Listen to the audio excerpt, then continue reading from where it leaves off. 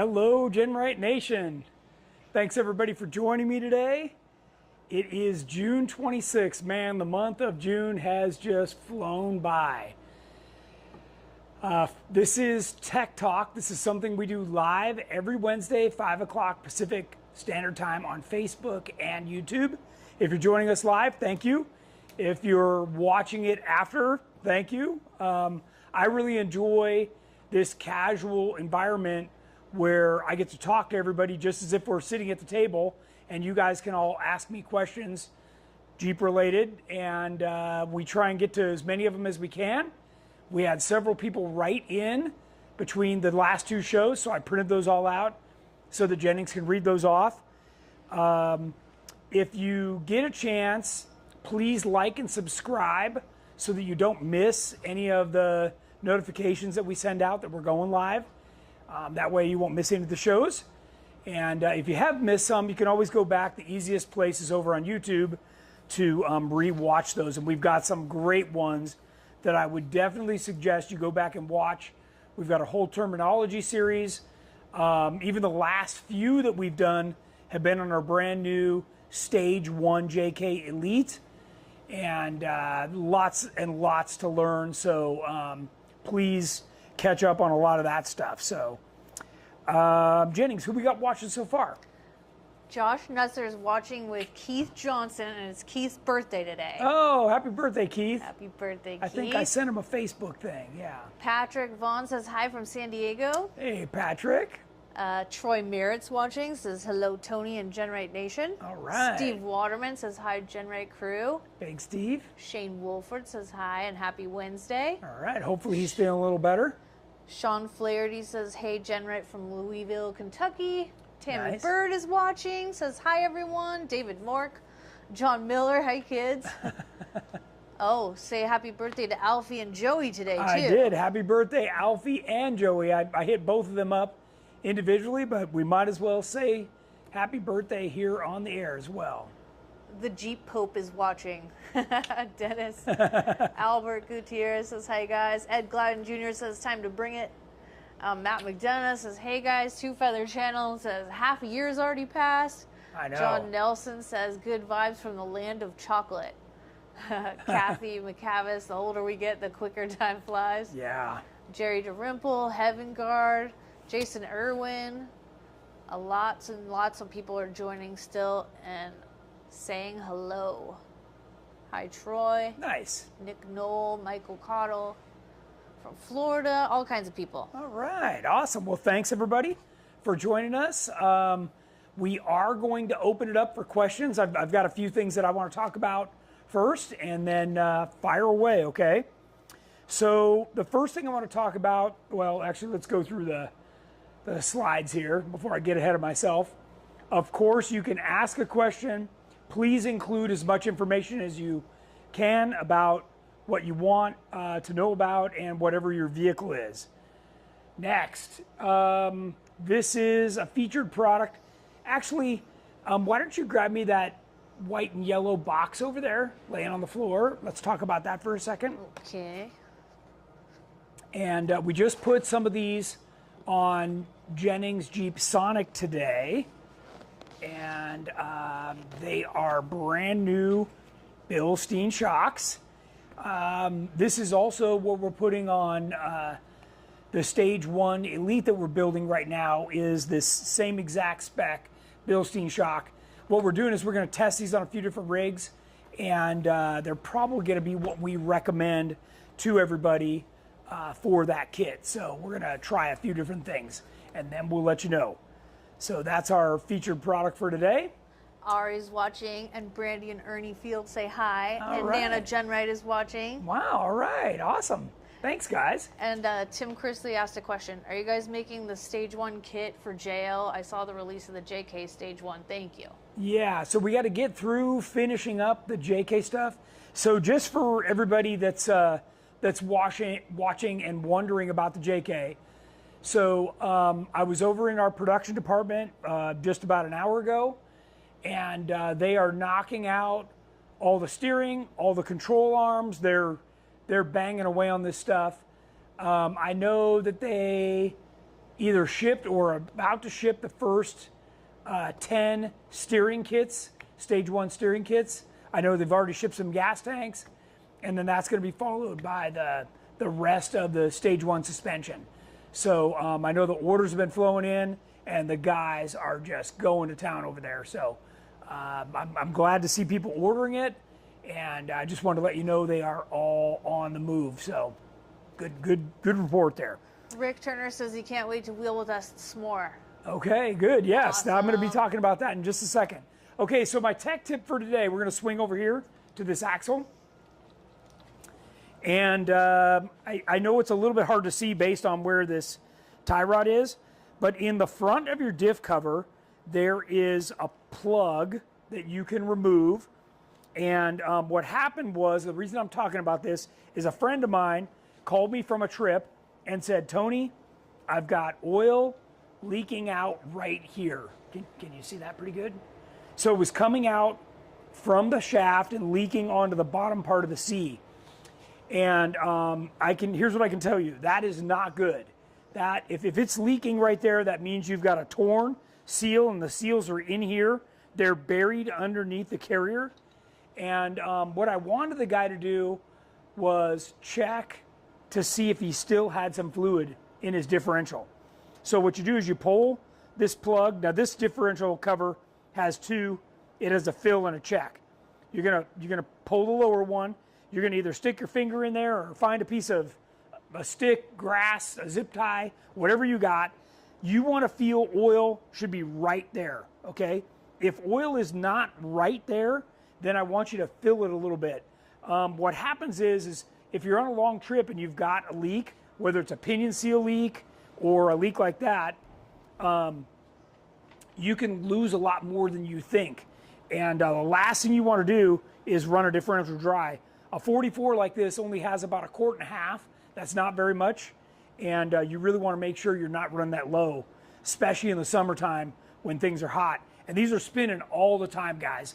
So unless you've got an Atlas and locking hubs, your front axle is spinning all the time. Now, if the leak is coming from down along the bottom of the diff cover, a lot of the time if you're on a trip, you can just retighten the bolts and that'll slow it down or stop it. If it's the end of the day and you have a little time and you can pull the cover, but you better be ready to catch all the oil that comes out.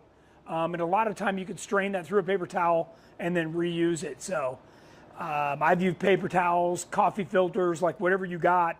A lot of the time you can reuse that. So your differential does, it's metal to metal in there. So it is creating metal chips as it goes. So what you want to do is just not put that back in if you can. And a lot of the time the newer covers have a magnetized drain plug or fill plug, and that'll pick up the stuff that's in there. All right, any questions on that?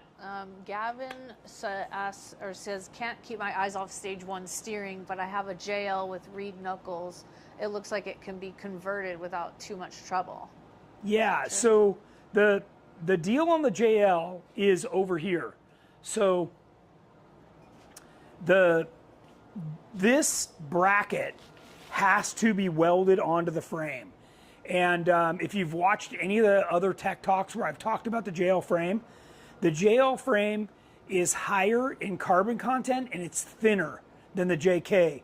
So when you go to weld this thick, this is 1/4 inch thick bracket on there, what happens is you tend to burn through the frame.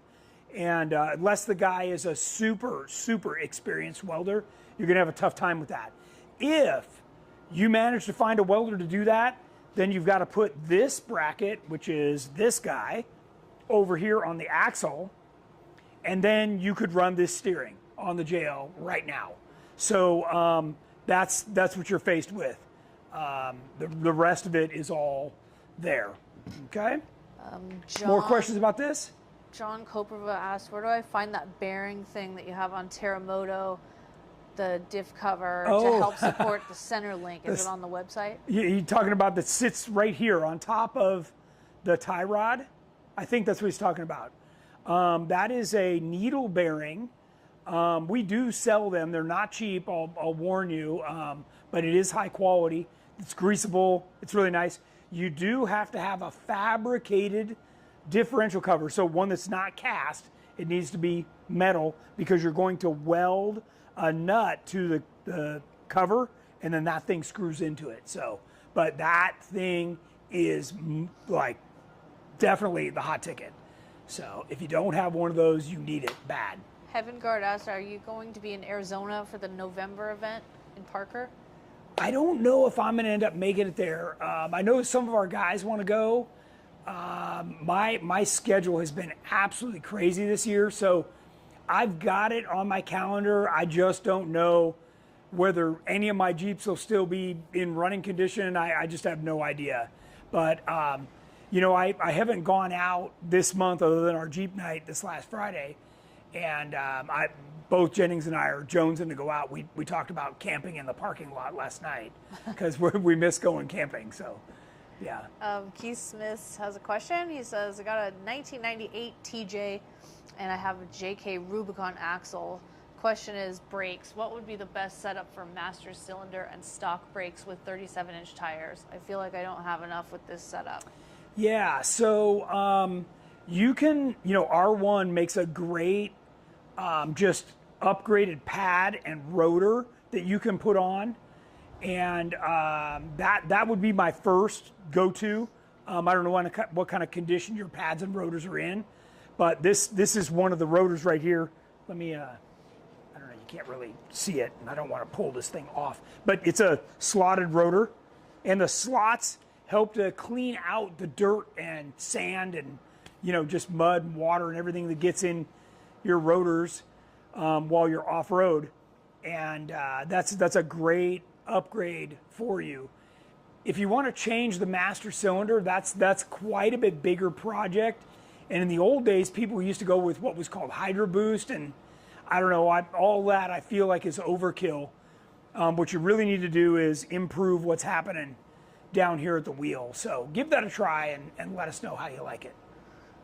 Isaac Garcia said, I have recently seen a post from a builder saying they raised the frame rear upper control arm brackets on a JKU Elite build to improve geometry.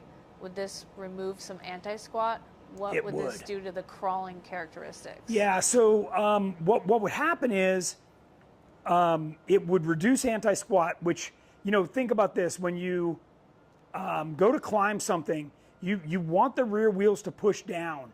And when the rear wheels push down, they're looking for traction, and it keeps the body in a nice position for you to go up whatever it is you're climbing.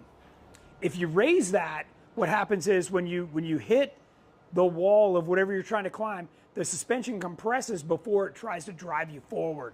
And that's going to give you a pretty weird sensation. If you're, after this show, go over to our YouTube channel. You can watch Teramoto climb backdoor 7 times in a row. I wanted to make sure that nobody could say, oh, it was a fluke, you know, blah, blah, blah. No. I did it 7 times in a row, and there is nothing about the suspension that you're going to look at and go, oh, that looks weird. You're going to be like, whoa, that thing looks like it's glued to the ground.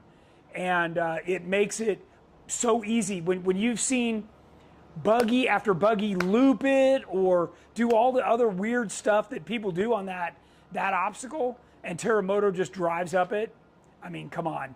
We got it nailed. Everybody wants to put their own twist on things, and I get it. That's part of the fun with building stuff. But look, there's some things like, would you go buy a Saline Mustang and start changing the geometry, or, you know, a fixed up Corvette? I mean, just like, there's certain things you just go, you know what, this is dialed, the people know what they're doing, and I'm not messing with this. So that's all I would say to that. Oh, Cole Osmondson asked, is the 4L80 the only transmission that will fit with the JK Elite when going with the LT swap? The 4L80 is the one that I recommend, right? Otherwise, you're going to have to modify things, okay? So what I don't want people doing is I don't want them modifying our cross member. The suspension is the backbone of your entire vehicle, and the entire front suspension leans on that front cross member. So I would modify the transmission oil pan. There's a lot of things I would modify before I touch that cross member. And I want everybody to be leery of trying to be the first adopter on some of these newer drivetrains. Like, yeah, they may be cool and techy, but you know what the last thing I want when I'm out in the middle of nowhere? Cool and techy. I want something that's proven, that works. You know, guys, I have run the LS3 with the 4L80 for 11, 12 years now in Teramoto, raced King of the Hammers, you know, done all the crazy stuff we were just talking about, backdoor, everything else. And it's just proven. It works. It's more than enough for what you need. Remember, going to the V8 gives you a much more broad power range. So it's not like the V6 where you need the 8-speed because you're trying to, you know, milk every little RPM out of it. The V8's not like that. Okay. And Tim asks, is this a bolt-on setup? Is what a bolt-on The setup? system, the steering, I think. Well, okay, then apparently you missed something. You have to weld on this and this, okay? These are major things to weld on. You're welding on the axle side mount and the frame side mount for a brand new track bar that is the proper length. So the tie rod, the drag link, this stuff is pre-made to fit a 44. So yes, it will bolt on. The knuckles bolt on. The track bar will bolt on. And I should remind everybody, part of the reason that we're replacing these track bar mounts is you can only do so much with the factory mounts. Now the factory mounts look nothing like what I just showed you. They're totally thin and cheesy. You know, the one that's down here, the track bar is super short. So now you get a lot of what's called bump steer. When these two things right here are not equal length. Oh, sorry. He was talking about the Elite kit for the JL. But it's okay. Somebody doesn't know about this. Okay. So that they're... Is the Elite... No, it's a bunch of welding too, right? Okay, so here's the deal. There's no part of anything GenRight sells that's bolt-on, okay? There you go. You can only take the factory brackets so far. I don't care whether it's the control arm mounts, the track bar mounts, the control arm mounts on the frame. Guys, you need to get over it. Just forget it. If it's bolt-on, it's junk. And I say that from the bottom of my heart. We've tried everything. The factory brackets were not made for a higher lift, for bigger tires, for more power. They absolutely were not made for that. So if you're milking that along, and look, I can't tell you how many people, in fact, Jennings is one of them. I just changed the shocks on her Jeep, right? So the last time she was on the Rubicon, she was like, look, I made it right behind you, you know, woohoo. Well, that Jeep is beat to crap. It is beat to crap under there. It looks like she hit every rock on everything on that trail, okay? I do that. You look under mine, there's nothing to hit, right? All those factory brackets, like, I had to pry the shocks out of there. They were molded around the shock. Thank you. So, look, I don't know if you work on your own Jeep, but do yourself a favor. Get on a crawler and go underneath that Jeep. You're gonna, if you've had it off-road, you're gonna be appalled. It has suffered major depreciation, okay? So the way I look at it is, cut that crap off, weld on some new stuff that's put in the right position for the kind of driving you're doing, okay? And if that's the only thing you hear from the rest of this show, damn, I hope it is. Just cut off that stuff and put it in a different spot. And that's what we do. We make it beefier and put it in the right location. Okay. Ted Miranda asks, do you make a steering setup like this for an 06 TJ? Well, okay. So we have builder's kits for 06 TJs that are very similar to this.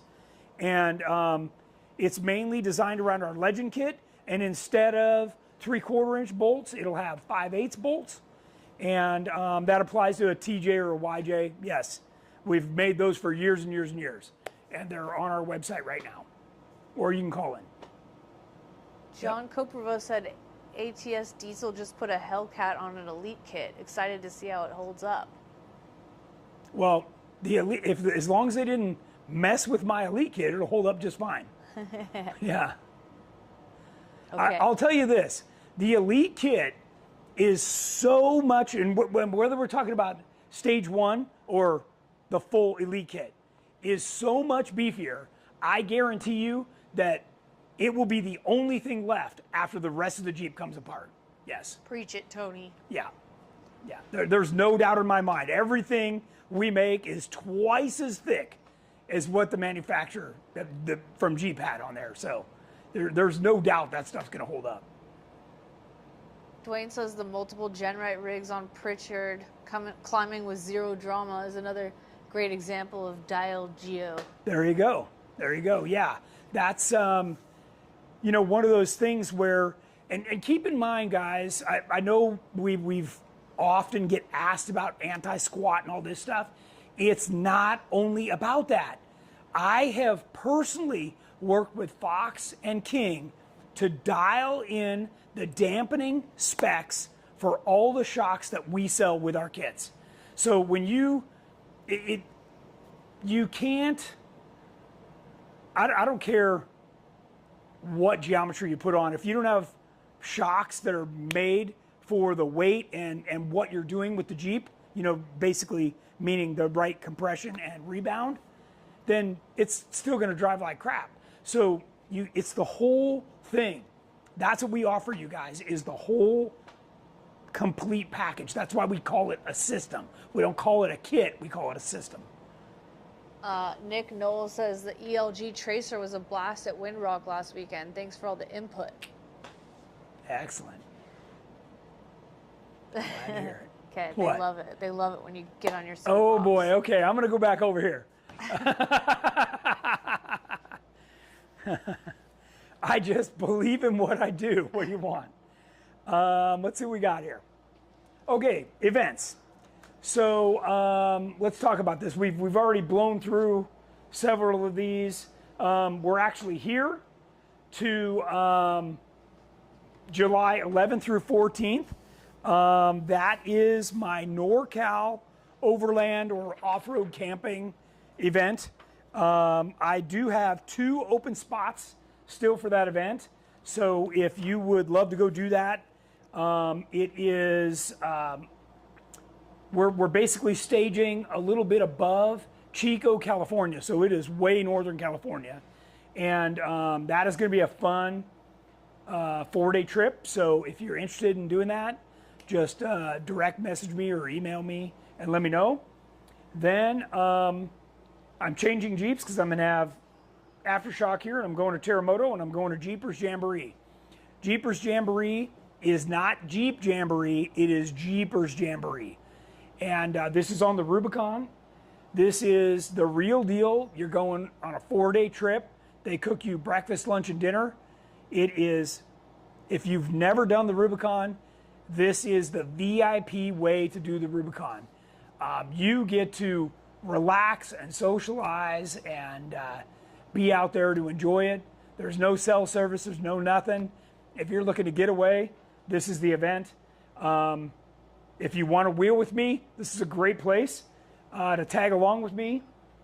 Next is going to be our Black Hills out in South Dakota. And that is a run just outside of Sturgis or Rapid City, if you're familiar with those areas. On the 9th and 10th of August. I've got 2 open spots for that one. We're throwing a party. We've got, like, the people that go to that are going to be stoked. Actually, I've got special things for the people going on my NorCal trip and also the Black Hills. So beyond Black Hills, we're going to S'more. And I know somebody earlier mentioned they're going to be wheeling with us at S'more. That's Southern Missouri Off-Road Ranch, if you're not familiar with that. So as you guessed, yes, it is in Missouri. And if you've never been there, there is a whole series of trails. They've got a great place. You can get breakfast and lunch. There's a big area where everybody can hang out under a cover in the shade. There's camping. There's lots of stuff there. It's a really cool place, and lots of trails. A few badge of honor trails too. I'm sure there is. I'm sure there is. So I don't know that we're running any of those, but we're gonna be leading all kinds of runs through there. And basically the way I do it, if you haven't been with us before, is if we finish something fast, then we go do something else. I don't just go, well, that's it. We're gonna go do something else. We're gonna wheel till you guys tap out. How's that sound? Okay. Then after Black Hills, we talked about s'more. Then after s'more, we're headed over to Great Smoky Mountain Jeep Invasion, of which during Jeep Invasion, we're wheeling at Bays Mountain Off-Road Park, just outside of Knoxville. I mean, it's right there. And we're going to do our tech talk from there and then go wheeling that night. Then after Smoky Mountain Jeep Invasion, we're going to go over to Windrock again and wheel for the Sunday after that. So that's another great opportunity to join us out there and have a good time.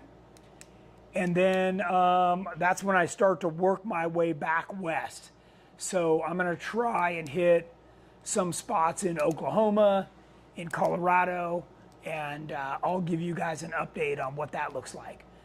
Okay, so that ends that portion. Then we go to Trail Hero. Okay, so, actually, we'll stop on Trail Hero right there. I forgot to mention, if you're anywhere in Southern California, July 19th, which is the third Friday of July, is our big annual summer GenRight Jeep Night, GenRight Mickey Thompson Jeep Night, okay? And that's a big one. We're gonna have a huge raffle. We've got our RTI ramp. I think we're bringing the scales, and it is a huge turnout. Last year it was giant, and that is July 19th. So if you're anywhere within a 3-hour radius of Simi Valley, you're gonna wanna make it to that. We've got lots of manufacturers coming that we work with, Curry, R1, all those guys, and you're gonna wanna come check that out. Can we get a dunk tank? We probably could. That would be awesome. Maybe that is where you get to use Tony. your dunk tank. Yeah. Yes. You've been jonesing to do that, so why don't we do that? I've been trying to do it at Jeep Beach for years. That's where you're going to get to try and dunk me. Yes. All right? We want to dunk the yellow hat. Okay, so now we're back to Trail Hero. Did you know that GenRight Off-Road is the official body armor of Trail Hero? Okay, a lot of you probably didn't know that, but we are. Just like we were of King of the Hammers, we're of Trail Hero. And we've been a sponsor since the beginning of Trail Hero, and we are going to Trail Hero this year. That's the beginning of October, if you don't know. We're going there. We always bring a huge crowd. We lead runs every day. We do our own runs. We sponsor Double Sammy. We've got all kinds of stuff going on. And we're going to be doing some special stuff at night around the concerts. So I'm not going to drop exactly what we're doing, but if Trail Hero is on your radar, and it should be, it's a great opportunity to wheel with us and come and have some fun. I'm going to be camping right on site, and many of our staff is going to be in Airbnbs nearby. So after that is our Real Hammers experience. And then somebody asked about Parker. That is the following weekend, so if I still have something to drive, I'll probably be going there. Then we've got our turkey run. That's 10 days at the Hammers. And if you're lucky, if your vehicle stays together, you can wheel 1,000 miles that week. You can wheel 100 miles a day. And trust me, you'll be done for a while, and I'm sure your vehicle will be too. So that's a great opportunity. And then we do our Christmas crawl, and then I typically go out to the Hammers between Christmas and New Year's. So lots and lots of opportunities. If you're interested in any of those, shoot me an email, shoot me a message, and I'd be happy to keep you on my radar and get you figured out.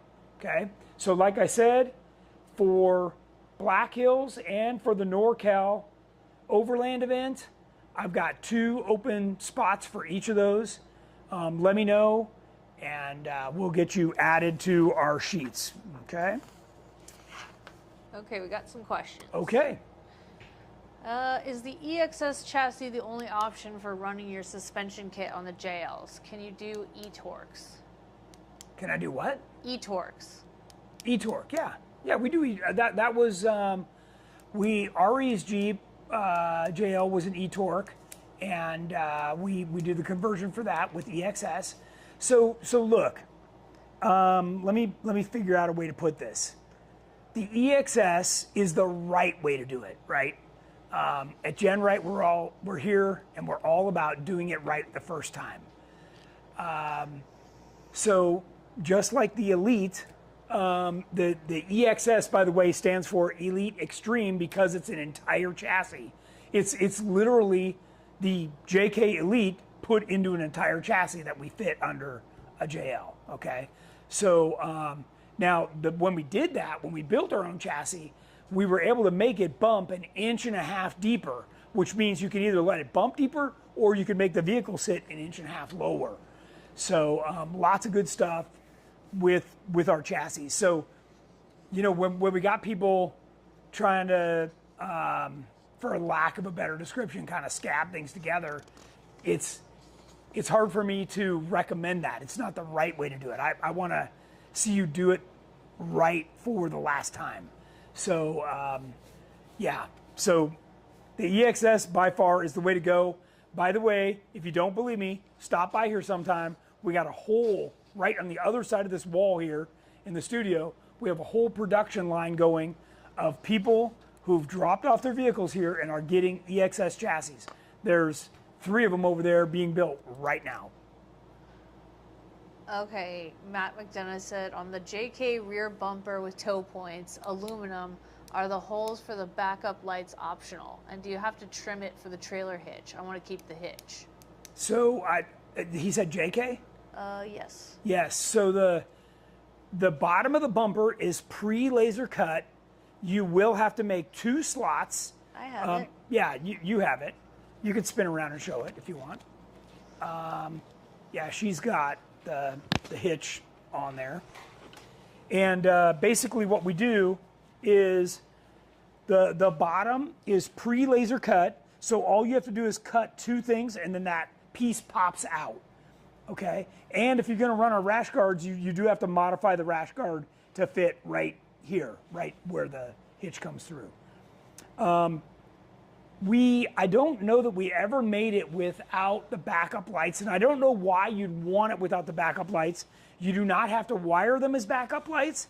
I wired mine on a separate switch. Me too. So, for instance, if I want to use them to set up camp, Yeah, for camping. I just turn them Great. on, and then I can either have lights at camp or set up camp or whatever. Yeah. If you're using a tailgate, you know, cooking table or something, they're really handy. Yep. So yeah, good question. And I do know that there are plastic blank plugs that you can pop in there that you can buy from like McMaster. And so if you really don't want lights, you don't want to spend the $100. I think we even still have lights that are cheaper than $100, so like $40. Then you can go that route too. Let's see. I see all these different Jeep nights. Are any GenRight Jeep nights in Colorado? Yeah, we should have one in Colorado. Trail Jeeps in Golden is our official guys there. And I know I don't know if they call it a Jeep night or if they're doing it as a Jeeps and Coffee or something and brews. I don't know, but yeah, they're definitely out there. Okay, Jason says. Or, you know what? If you're an enthusiastic person with GenRight parts, let me know, and maybe we'll set you up as the new ambassador out there, and you can host a Jeep night. Yeah, that'd be cool. Okay. Jason Koo says, 2017 JKU rear corner armor question. Why Okay. don't you sell aluminum corner guards? Also, with the Stage 1 kit, will the rear work with a Dynatrac Pro Rock 65 lug? Okay, I'm looking for the picture in here of the first JK we built. I think it's over there. We put aluminum corners on there. And basically the way that we had to make them, there's a bend that's different than on a regular TJ, YJ, CJ. That's a very big round bend. But on a JK, there's a tight bend and it goes this way and this way. If you don't know anything about manufacturing, I'm not going to hold it against you. But when we make that bend, it cracks. And I wanted to make corners that fit really nice, and we just couldn't do it out of aluminum. Trust me, I've answered this question a zillion times. The other thing you need to consider is what you're bolting to is considerably thinner than on a TJ or a YJ. It's also multi-layered, so it's not like you can put a backing plate behind the thinner material. So what you're bolting the corner guard to is just not as beefy. So, I mean, you can make this stuff as tough as you want, but it's only as good as what it's connected to. So, okay, there you go. DJ asked, a few TikToks ago, you mentioned instead of bringing a full 42-inch spare to get an inner tube. Any suggestions on a company you trust for something like that? So what you have to do is you need to check out like a farm or agricultural supply, okay? And that what they do is they sell tubes based on the diameter, okay? Now I don't know if you've ever aired up a bicycle inner tube, but when you air up a tube, it'll actually grow bigger than what it was originally designed for. When it does that, it gets thinner. So you just need to keep that in mind, okay? Now, when you think about a giant, agricultural tire, a lot of them are very narrow profile, right? They're maybe big, but they've got a big rim in them too. So you just got to look and find the appropriate one. I'd love to say I could help you track one down, but I'm still working on other stuff that I promised people from previous shows. So I'm sorry, guys. I'm like extremely busy. I can't even begin to tell you. I barely made it to this show with 2 minutes to spare, so just Truth. no time. Will Reed Knuckles work on a 2016 JKU Rubicon with Teraflex long arm? Didn't know about your kit when I built my rig. Yes, the Reed Knuckles, that is, the Reed sell- Knuckles have nothing to do with the Teraflex kit, absolutely zero. Do you sell Reed Knuckles? We do, Okay. yes. We sell that whole kit. That whole kit is what he'd put on his Jeep, right there. See it again? The Stage 1 steering kit is what you'd put on your Jeep. Yeah. Let's see, question from Michael Cottle. TJ, Rubicon D44 LP front axle. Can the track bar mounts, frame, and axle work? I need a longer track bar setup. So, okay. So, yep, you do. You're thinking about the right thing. That gets rid of the bump steer. But when you go with the longer track bar mount like I just showed you, no, there's no room left for the sway bar in the front. You've got to go with our sway bar that's mounted to the rear, and it's 30% stiffer, so it makes up for not having a front sway bar. Good Bill question. Potter says Black Hills says full. It does say full. So that's why I said you got to email me. Super easy, Tony@GenRight.com, or private message me over on Facebook, and I will get you on. Some friends are chiming in where they're going to see us, like Trail Hero, Nice. S'more. I know Trail Hero is busy. I know, aren't the guys from Ohio coming out? Jeff and Rick not and all those sure. guys. They were jonesing to go to Trail Hero too. So Hopefully. yeah. David Hodges asked, do you guys have any plans on getting more stuff for the Gladiators? Plans, yes. I know we have. I don't know what kind of parts he's looking for. We already have a lot of parts for the Gladiator, but the next thing on my list to work on for the Gladiator is the cage. So. Okay, Terry Runyon asks, can you talk about the GMRS radios? Do you have to get licensed? Do you have to say your call sign every time? How No. strict are the rules? Okay, so GMRS is designed for the public, and you don't need any of that stuff. It's basically like a high-powered FRS radio. Okay, even less formal than a CB. Okay, so GMRS is your friend. The, what's the one you have? I don't know. You ham? Ham. Okay, ham, that's totally different. We run on the rugged race radios, and those run on ham frequencies, but in a commercial sector of specific channels. So when you get like a rugged radio, you can't just change the channel and get on whatever channel you want. They're all preset. And people that buy the ham radios can also punch in the number to get on those preset channels, but they can also get on all kinds of other stuff. And that's why they want you to have the license and do your call sign. So that's the proper way to do it for those. And they're high power. They're, up to 100 watts. So. Will Stage 1 work with Pro Rock 60 rear 5 lug? Stage 1 will work with a Pro, yes. So that's actually, you need to buy the Stage 1 and the Stage 3 kit to make that work, because the Stage 3 has all the brackets you need to hook to a bigger axle. John asks, what's your recommendation for radiator on stock motor tracer? Stock motor tracer. I have him call in and talk to Andrew. We've got a brand new Griffin that we had made with a special fan. We've got them in stock. And have him call in and talk to Andrew Harris. Kyle Jackson said 99 TJ with the 2.5 liter. Do you think the motor can put out enough power to turn 35s effectively? On 33s right now, 456 gears and lockers.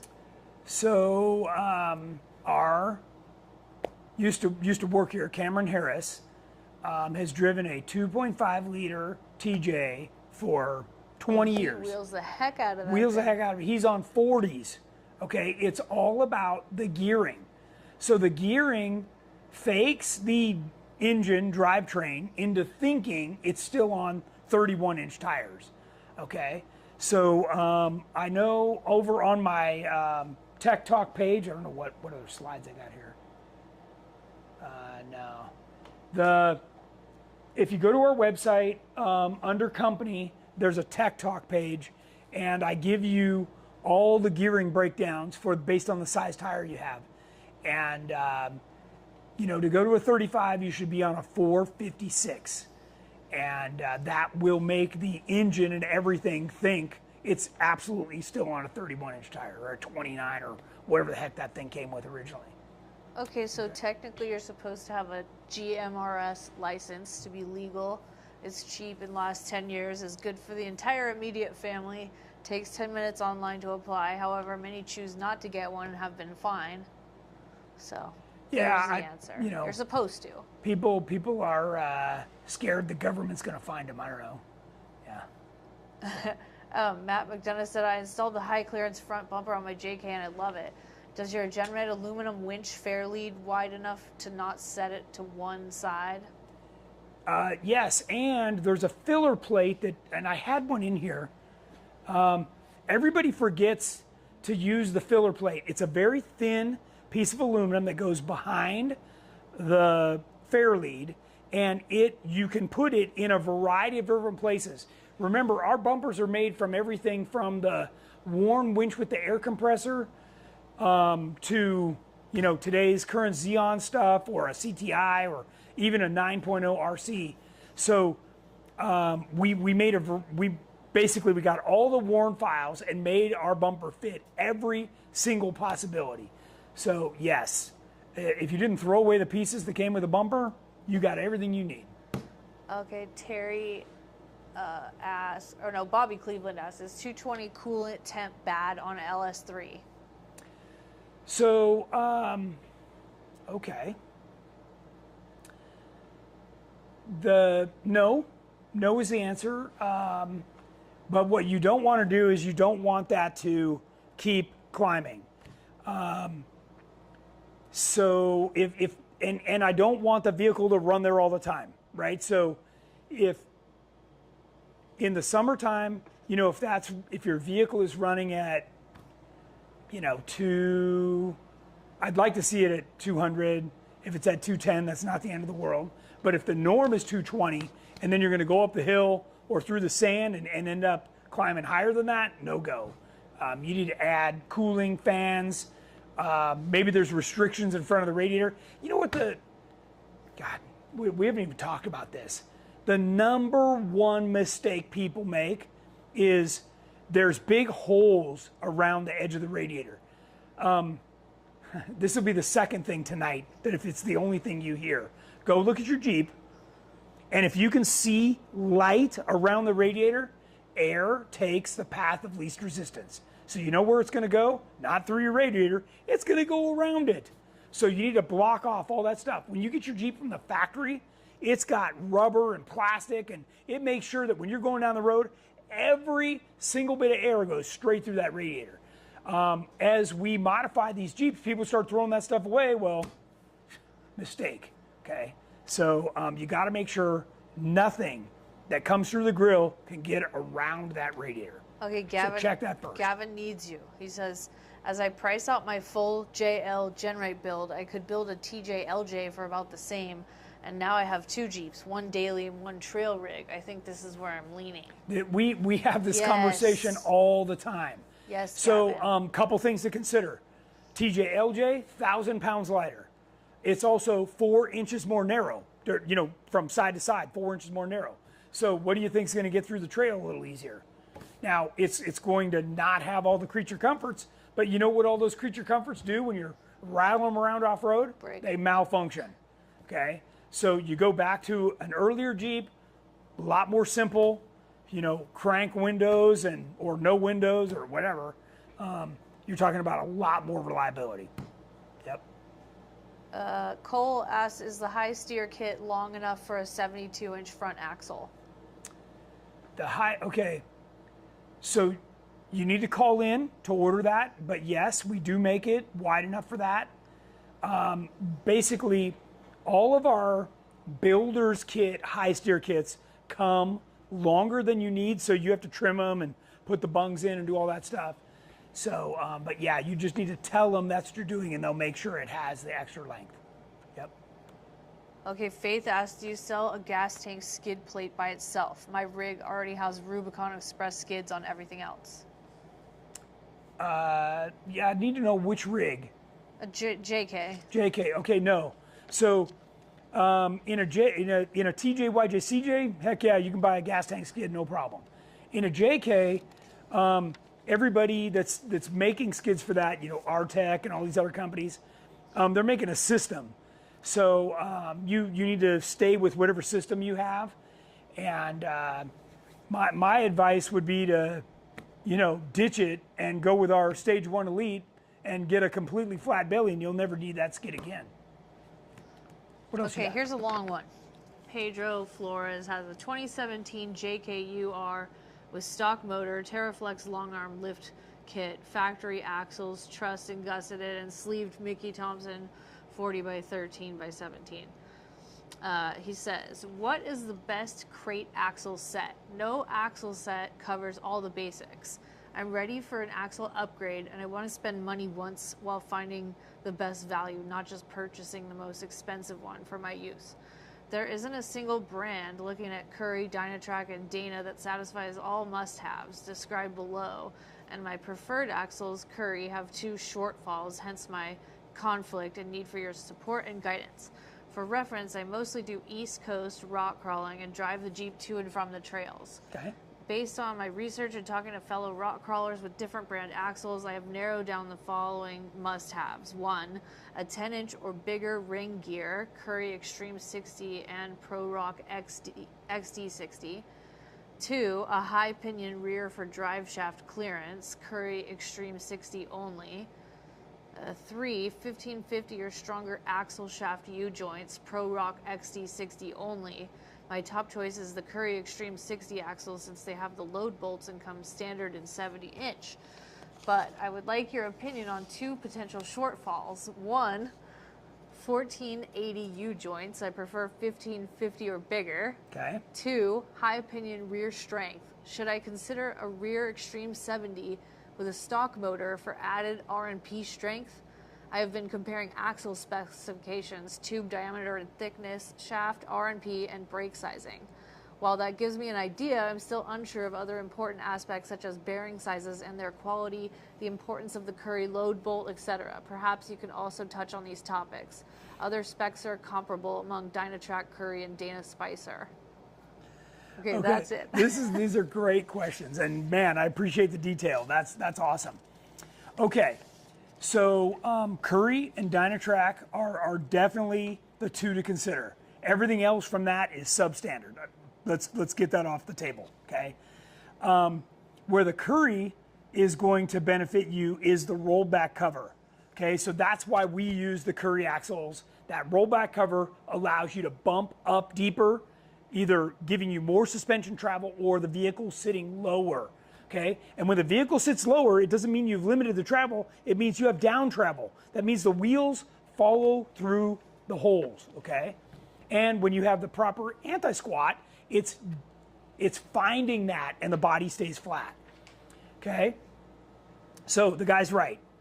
You want bigger than a 10-inch ring and pinion, so you need the Curry Extreme 70s. It has a 10 and 5/8 ring gear, but the benefit is the pinion. The pinion's huge. It's almost twice the diameter of a 60, and that's really where you gain. Also has the load bolt. There's other things that go with it.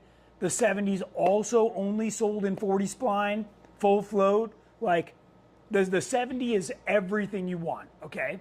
Now, all that said, let's go to the front, which is what he was talking about with the 1550 U-joint. I personally have raced King of the Hammers on my 1480s, the front U-joints, the factory 60 U-joints, and I haven't had a problem. I literally raced with the factory ones that Curry sells to everybody, right? And I've now have CTMs in there, and I've run the Yukons. Like there's definitely some upgraded ones out there. And you know, don't forget there's RCVs, which you know honestly are stronger than even a 1550. So that you get a whole bunch of benefits. RCVs turn more. So the Curry really is going to, especially if you're going to go with everything else GenRight, that's the platform. You will not be sorry. They're plenty heavy duty. It's what we use on everything. Every GenRight rig you see go out of here, whether it's mine or a customer's, all Curry. And it's definitely the good stuff for sure. Now, you can't buy those from Curry. You got to buy them from us because Curry doesn't build them that way. When you buy axles from Dynatrac or Curry, they want to sell them to you with all the brackets and everything. You don't want that, okay?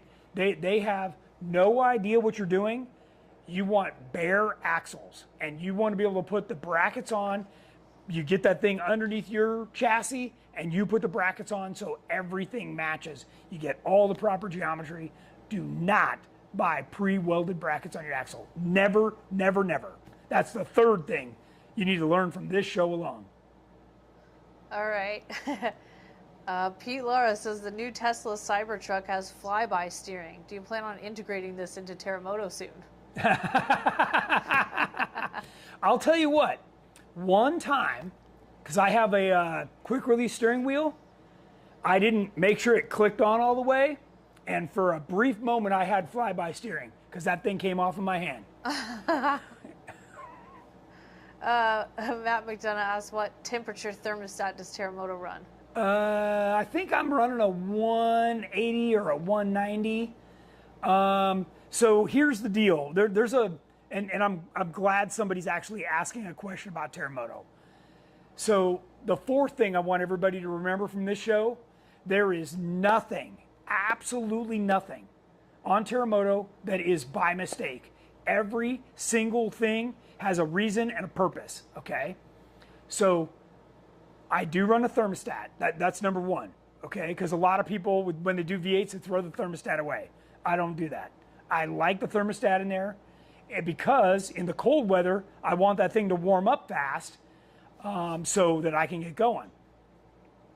Two, my fans come on at 170 and they crank, okay? Because what's going to happen is, when you got a lot of horsepower, is you're going to get what's called runaway temperature, okay? So you take off and you start going through the sand, snow, whatever, you're going uphill. Basically, you're putting maximum drag on that thing. Everything's going to climb. So now you're not worried about anything but those fans keeping up. And this is why I was talking about all the air has to go through the radiator. Nothing can get around. You got to have everything pulling. You want short wires, you know, things that are directly done, proper size relays. Like, I don't think you guys understand, when things get hot, they take a lot more power, they run less efficiently. It's a bunch of crap, okay? So you really got to stay on top of this. Even though the manufacturer says, no, you only need a 20 or 30 amp relay, screw them, put a 50 on there and put wire that's twice the freaking size of whatever they recommend, okay? These guys are not out there doing this shit. That's what I have to say. Sam Walker says, "En fuego, Tony, en fuego." Sam knows I'm right. Chris Moore says, "I love my GenRight off-road equipped Jeep Tracer LJ Curry 60s stock motor." Nice. Granite Wheeler said, "Thanks for your recommendation on the Auburn Select-A-Lock locker. I just finished my installation and rolled the Rubicon with it this weekend." Awesome. Yeah, the Auburn are becoming harder to get. So the Eaton, very similar design, E-locker is easier to get, and that's what we're currently putting in our Curry axles. Nick Noel said, "What would you consider max temp on a fully built 4L80? Fully manual reverse valve body 300M front to back. I've seen 225 air down climbing the mountain in Windrock, but on trails stayed around 170. Yeah, okay, yeah, that's fine. And I will reiterate what my transmission builder told me. When you think about temperatures in oil, especially a transmission, you go from 0 to 180. At 180 degrees, doesn't matter whether it's a transmission, a power steering pump, your engine, whatever, if the oil temperature never exceeds 180, it will literally last forever. When it comes apart, it's not because of the oil, okay? Now, you go past 180. When you go from 180 to 225, 225, you're going to be, once you get in that range, 225 is going to half-life the oil. So that gives you an idea of, from that 180 to 225, your engine or transmission oil that was going to last forever has now half-lifed, okay? Now you go past that, you go to 250. You've half-lifed it again. You go past that, and I want to tell you, at 300, the seals melt out of the transmission, okay? So don't even get there. At 280, you have minutes left on the oil, okay? So when you see, this is nobody's ever asked me this, by the way. When you see runaway temperatures, this is something that I've worked with both Jamie and Jordan on in incredible detail. When you see runaway temperatures, now this is on oil, coolant, whatever it is, once you get to 250, you need to stop and point that thing into the wind. I don't care where you are, what you're doing, but you need to pay the frick attention and turn that thing around, okay? 250, because to run away from there is almost inevitable. And when you're done with wherever you are, get that temperature down, and do not shut it off, okay? You need to let it idle and point it into the breeze. You need to go home and change the oil, okay? Whatever that is, dump it and put new stuff in. It's done. I don't care if it's synthetic or whatever it is, it's done, okay? All right. Cool. Nick Wood says, 2008 JKU with Dynatrac 6E front and rear, full GenRight roll cage, LS3 swap, suspension geometry. I'm about to do some outboard coilovers on the rear with some Frenched-in universal shock towers. Is the best placement straight vertical above the axle, or should they have a lean forward or backward? Okay, so what Jeep was this? 2008 JKU. Okay, so JKU, you don't have any choice. Those are going to be pretty straight, because what happens is we come through the fender well right behind the seat. Okay, so now we're assuming that you still want a back seat, right? So that's kind of, which ends up being directly over the axle. So if you're buying shocks, springs, you want any advice from GenRight, we're only going to be able to advise you based on that. You move that position and you have created your own ball game, and I wish you the best of luck. Aaron Parker said, I'm building a tracer. Will that get the 60 or extreme 70 axles? The 70 is all we sell now. Yeah, basically what happened was the 70, like the guy 2 or 3 questions ago mentioned, like, hey, I'm worried about high pinion in the rear because it's running on the wrong side of the gear. Well, in a 70, the ring gear is so big and the pinion is so big that even my race car with over 800 horsepower, like you can go thousands and thousands of miles at full tilt. Like, and by the way, that's not only 800 horsepower, but it's 795 foot-pounds of torque. I guarantee whatever you're driving is like half that. So you're talking about a tremendous amount of power and bite. And yeah, you want that 70 in the rear, high pinion, especially high pinion. Anybody that talks you into a low pinion, stop listening to those folks. They're doing you no good, and you're going to be spending money over and over again. Unless they're your drive shaft sponsor, yeah, stop listening to them. Okay. The question was about, refresh my memory, because I got on the bandwagon there about the high pinion and in the rear. That's super important. Oh, he was asking about whether we were going to get him a 60 or 70. Okay, so in the front, you can still run a 60 because it is running on the proper side of the gear. We always ran a Super 60 ring and pinion. They're only made by Dana Spicer. They're 9 3/4 diameter, so it's a beefier gear. But they're hard to get anymore. They're almost impossible. So we just went to the 70, and it's only $800 more, and then you've got the biggest, beefiest stuff. So we made that choice for you. I didn't want to change anything on the tracer. Yeah, right. We're all caught up. Wow, and it's 6 o'clock. Yeah, everyone's saying great show. It's super Awesome. helpful, informative. Okay. Rockstar. Yeah, I think the only other thing we had was download the app. I want to get more people on the app. We do product updates, and when we're at events, we're posting where we're going, what we're doing. So get on the GenRight app. You can download that right from the App Store. And of course, if you like what you see or you like our products, go on our website, give us a review. Go on Google, give us a review.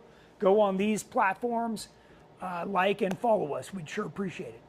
All right, everybody. Till next Wednesday. Have a good one.